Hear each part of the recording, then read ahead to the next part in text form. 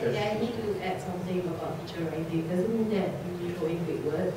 It's going to be a good story. There are some very superfluous words like the one that I just used. It's so big that just remember you're not thesaurus. I don't need all these big words. I just need someone to be really straight to the point. And just say, well, you can say it in like 5 words. Why bother saying it in like 1 word that is so long that I don't understand it. Two schools of thought on that.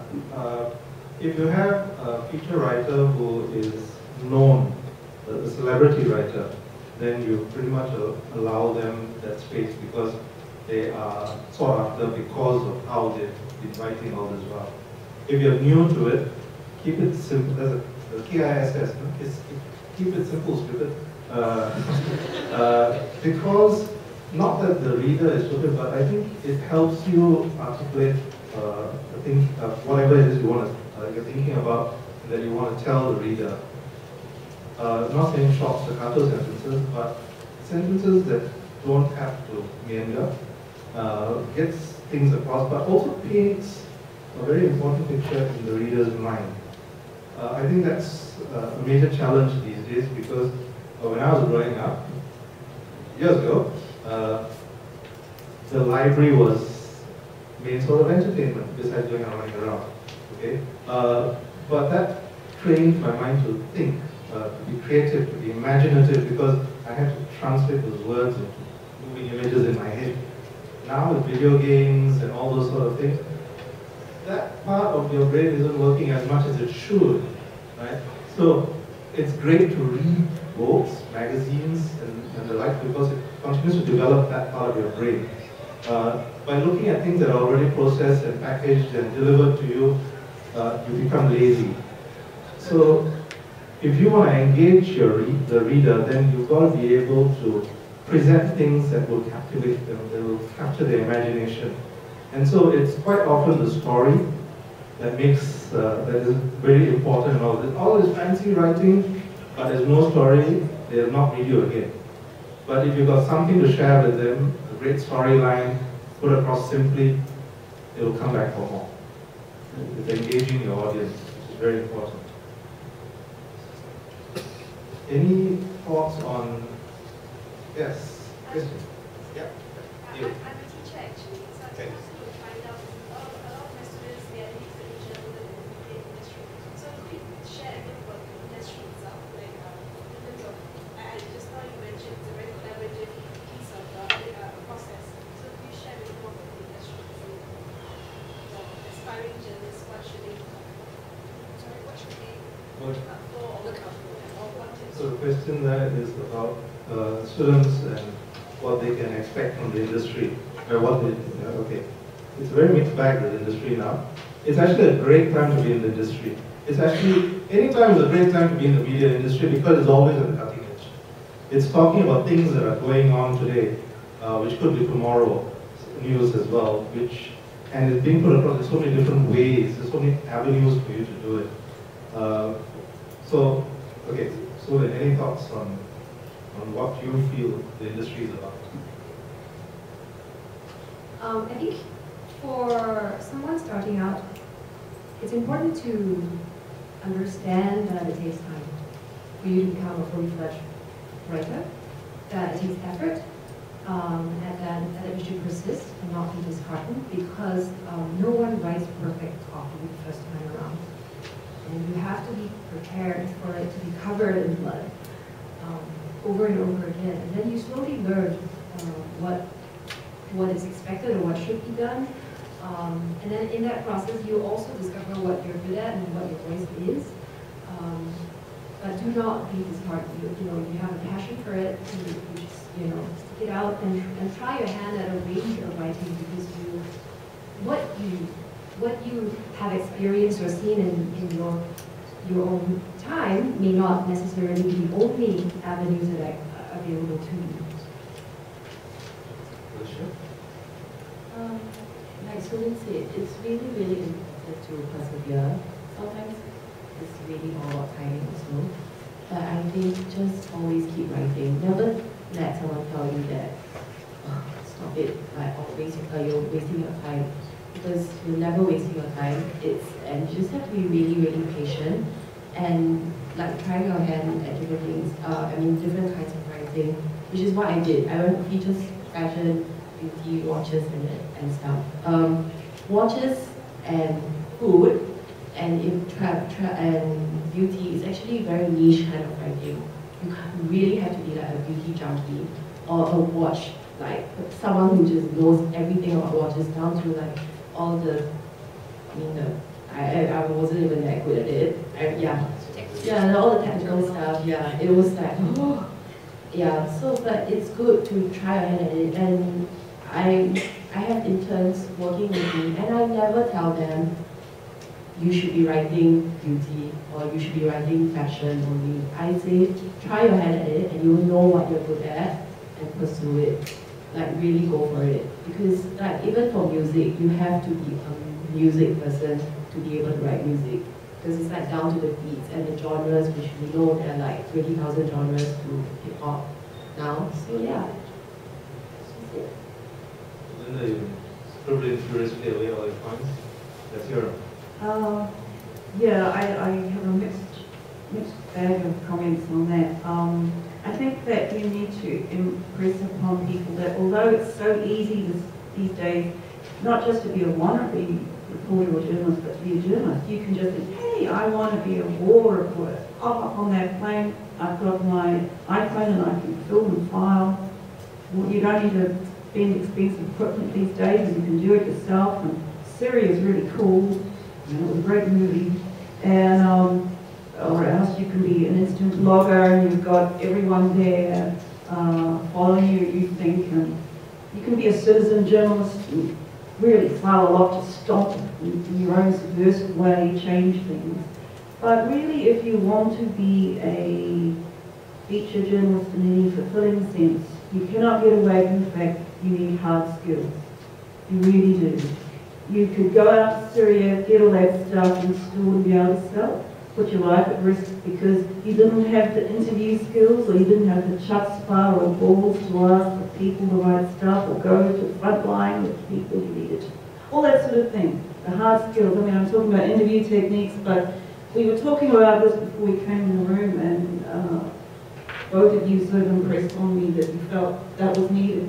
Not just interviewing skills, but how to structure a story, how to know the difference between the stories that are needed. Ken mentioned needing to know your audience. That's almost a marketing thing. Your media is ultimately a commodity that needs some sort of way to be financed. And unfortunately, or fortunately, that involves advertisers, someone who's got clients to their laughs. So you have all sorts of conflicts of interest. So you need to understand the ethical side of it too, because ultimately what is going to make your story good and what is going to help you in your career is to be able to tell the truth, to have authenticity. That's all we can fall back on eventually, because that we check both sides of the story. We don't just put he said, she said, and think we've covered our bases. We're able to interpret those answers for our readers. To shed light on the reality of a situation, even if we can't because of advertisers' constraints or political constraints. There are devices we can learn to tell the story and the reader clues in, because readers are so savvy these days, they understand subtext. And also, the fact that you've gone to a lot of movies. Movies have hidden deep ways of structure that if you see enough you understand, and if you can bring that understanding of narrative to how you write stories as well as read them, that's essential. So I blended on about hard skills. There's just 3 other points there. The second thing is, I know I really respect these two, but they've mentioned the need to have a voice when you write. But actually, you can be a very good journalist and still be a terrible writer. There's people like me around who fix you up and make it readable and make your byline look great. Sometimes if you just may not have the skills. I came across a Chinese educated reporter. His writing, he just didn't have very good English writing skills, but he just went out and got the stories. He really went out there, and also in Singapore, being able to understand dialects is an advantage sometimes in getting a good story. And he had that, so he wasn't put off by the fact he couldn't write. It was frustrating for him because the media here tends to want you to be all-rounders, able to be good English writers, to be able to be good reporters. Well, they want the whole package, and that is great, but sometimes someone is a good reporter without the whole package. So don't be discouraged if you sometimes feel that writing is an obstacle.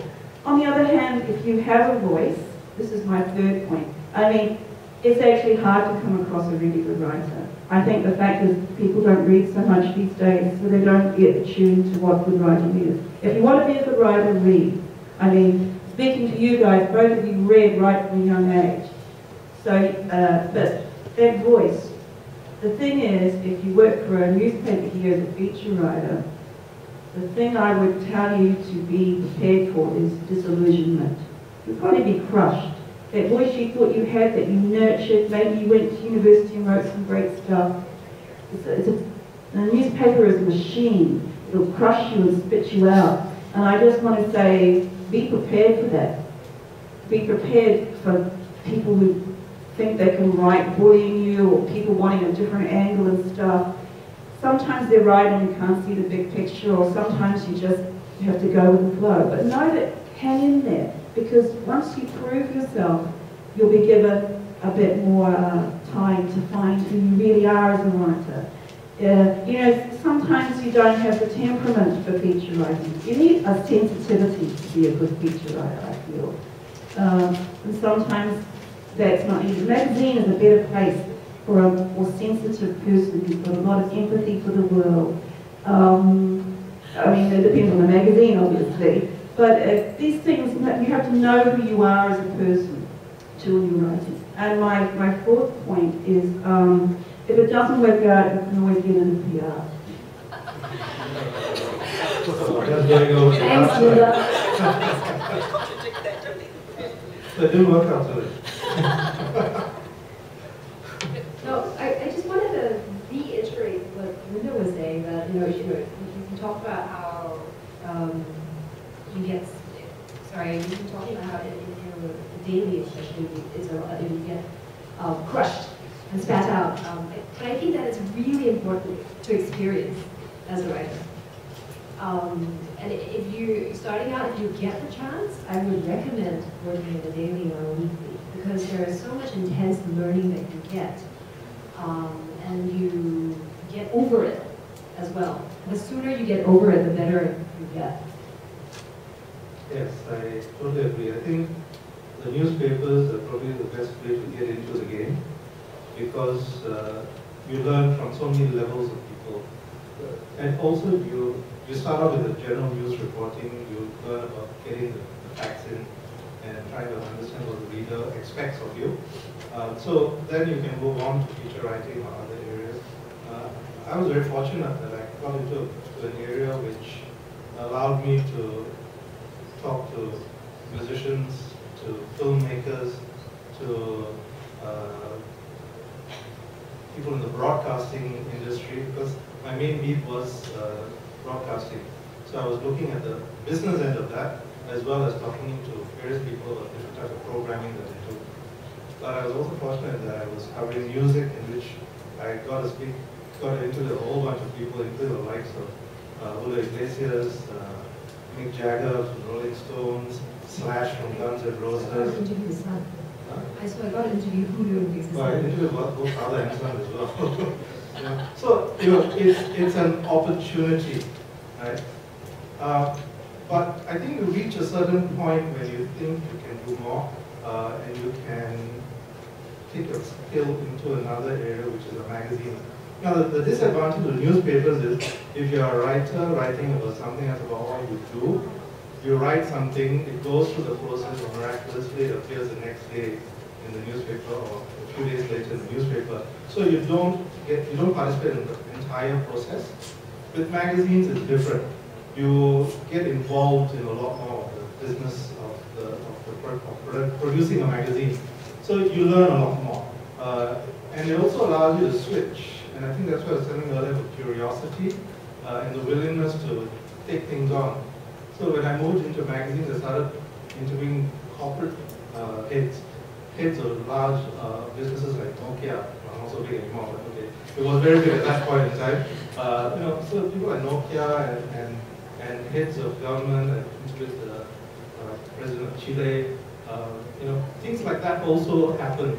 And it allows you to understand the correlation between what you write, advertising, design, and which is something you don't really get very much in the newspaper. So here you sort of broaden your understanding and appreciation of what can be done with magazines. Now, of course, with social media and with all the new things, network, the whole online community, it's the greatest sense of immediacy as well. I can do something and put it up straight away. And if you have a fan base, they will appreciate it.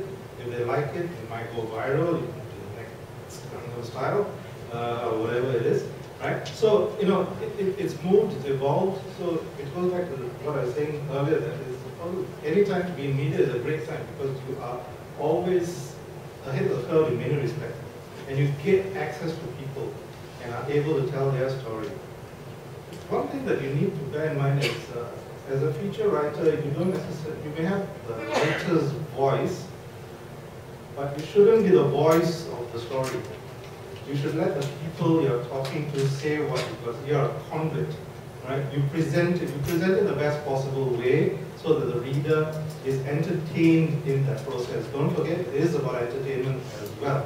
Entertainment is not just for movies and music. Right? It is entertainment. If you can engage your reader in such a way that they're reading it, they're enjoying the whole process, and those 4 pages just whiz by in a hurry, you've done a great job, right? So you should always aspire to that, as opposed to the guy who's bombastic and does this and that, the other, 2 paragraphs in, and what is it going on about? You've lost it. You've lost the plot. You've lost the reader. So I don't think a lot of publications will allow you to indulge in that to that extent. You still have a tone for the magazine or the paper that they represent.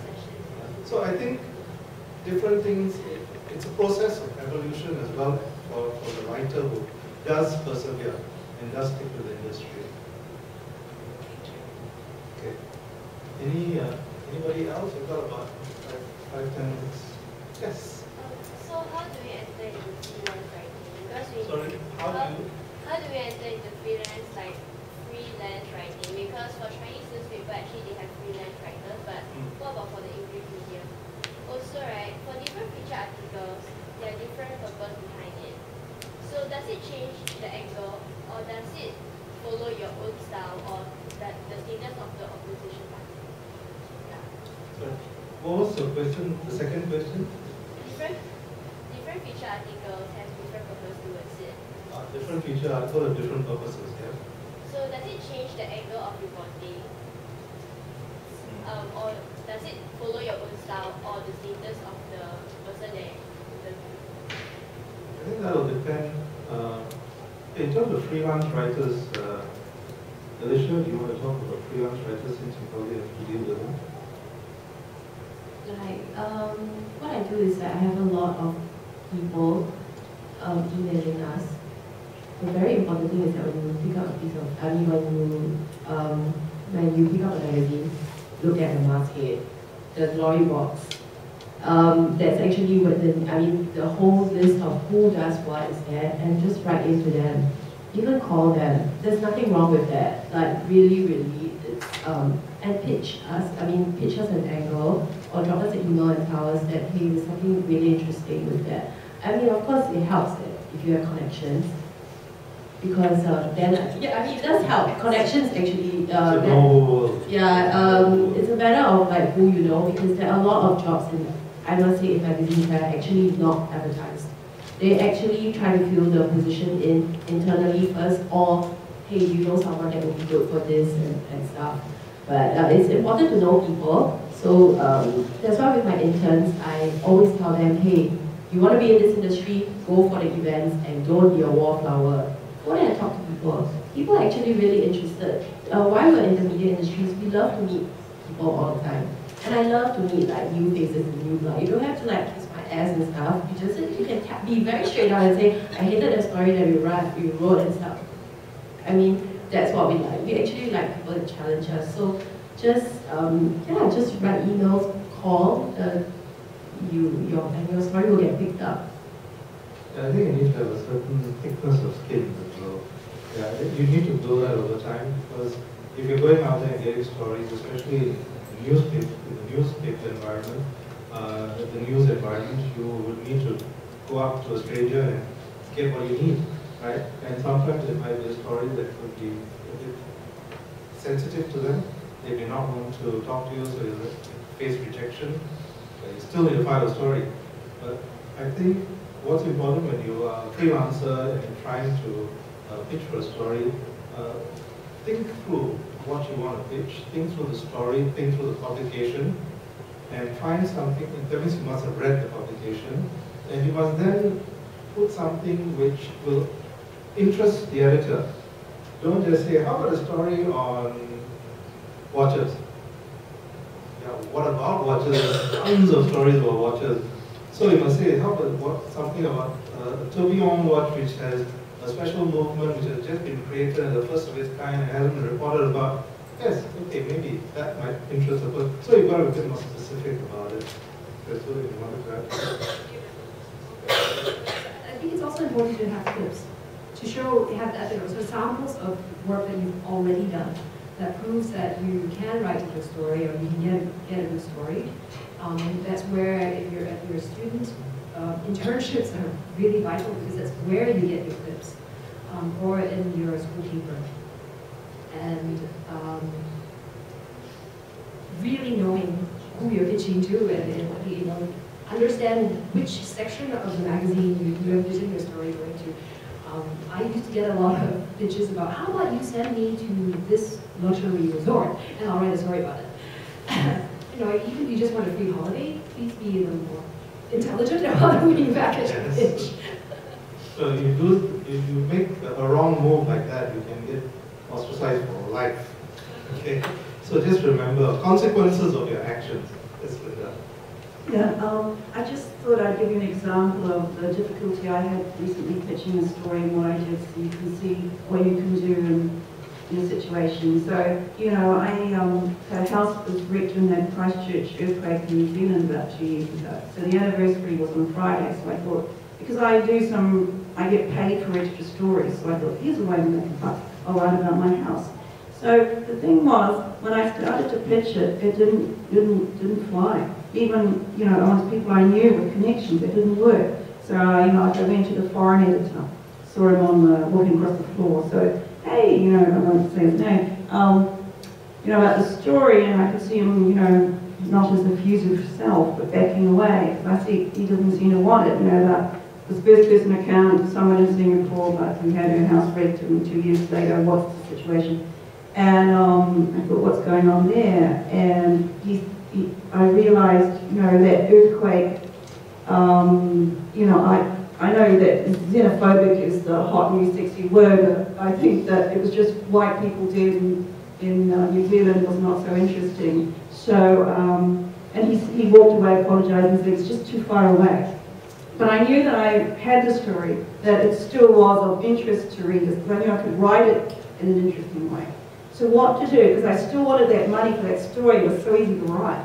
So I thought, I know there's an angle, because 2 weeks later there was a Japanese tsunami and earthquake. So if I could relate the two, that would relate more to Asian readers, and so that would be more interesting. So I went away and I compared the two, got statistics on who got insurance cover and not, and what the two differences were in the different places. And then I went to a different section of the newspaper, the Saturday section, which runs longer pieces, and they can include first person and just ordinary reportage. So I managed to pitch it to them. Okay, great, Japan, St. Christchurch situation. But the fact was, in telling the actual story, it wasn't going to work. Constantly leaping between a first person piece about my wrecked house and the Japan and Christchurch example. It's going to be the jerky story, what to do with that.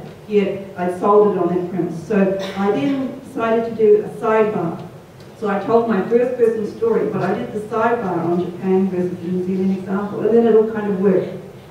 So that's just one example of the difficulties, and you have this idea and you want to make it work, and you have to earn a living and how it did. So maybe that'll be of some help. I think your last question, the second question of the angle of the story, right? I think it will depend pretty much on what kind of publication you're trying to pitch the article to. The newspaper, and you've seen something that's exclusive, then it probably be a straight news story, if it is a news breaking story. But if it's a story about it's a personality story, then the kind of magazine or publication that you're approaching would make a difference. So if it's a business magazine, then it's probably a bit more of a business slant to it. If it's fashion, then how the person is the fashion is related to the fashion industry, for instance. So it'll depend on how you look at it. But I think the important thing, we should be wrapping up now, I think. Finish, it's finished. But I'm not finished, I'm Singaporean. So anyway, carry on, just this last bit. You know, if you do get a story idea, and you think it's a bit predictable, always try and find other aspects to it. Look far and wide, look back into your past, in your previous interviews, in things that you may have read in other areas, and find something unique about this particular topic that you have in mind. That will sell much better to an editor than the usual stuff that gets crossed out. Yeah. So it's about you can be individual in that way, in that you can have a creative mind, use it well, and communicate the whole idea beautifully. Right? So on that note, I think I got to my after I'm supposed to finish now. Linda, Alicia, so then thanks so much for being here and for contributing to the session. Thanks to all of you as well.